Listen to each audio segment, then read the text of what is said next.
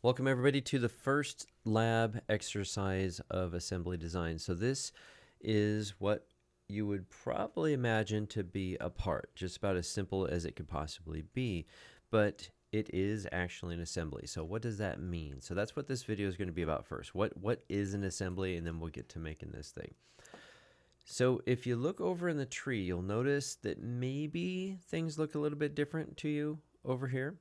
Also, if you look down here at the bottom, you notice that we have a whole new toolbar with a lot more icons on it.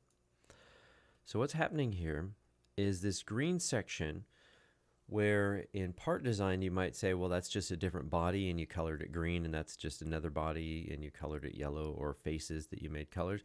These are actually their own separate part, okay? So this is the first concept to understand. What is a part?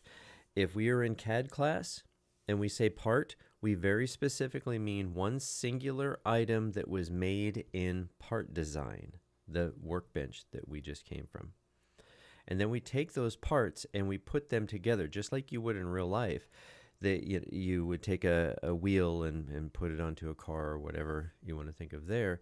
That makes it be an assembly, okay? Or the other word that you'll hear frequently is a product, okay?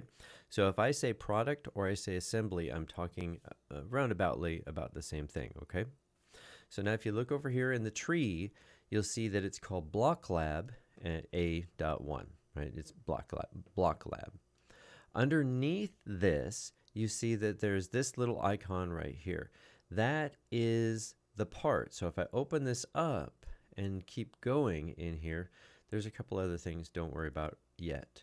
We get down here, here is our planes, and then down here is the part body. There's our pad and the sketch that went with it. So if this was part design, this section right here, base A.1, that's the only thing that you would see, and we would have made a sketch that was a square and we padded it up. Which one is this? That's this lower one down here, the yellow one, okay? So kind of look at this tree, stare at it, and get used to this, because it's going to get pretty complicated. It's not going to get hard, it's just going to get busy. And you want to be able to see, you want to be able to understand what you're looking at in the tree. So I'll close this minus sign up here so it collapses it back up. And then here's top, and if I open that one up, right here there's a 3D shape. There's our planes, there's the part body. What's inside part body? Pad, and inside of that is a sketch. Okay, so that is the product. This other stuff here, engineering connections, we're going to talk about that later, actually in the next video, okay? That normally wouldn't be here.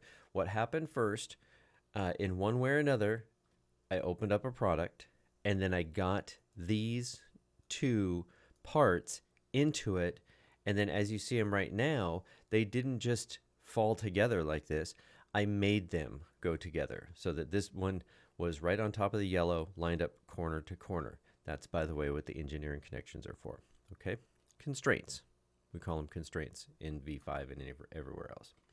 Okay, so that's it for the introduction. Next video, we're going to get to making the thing.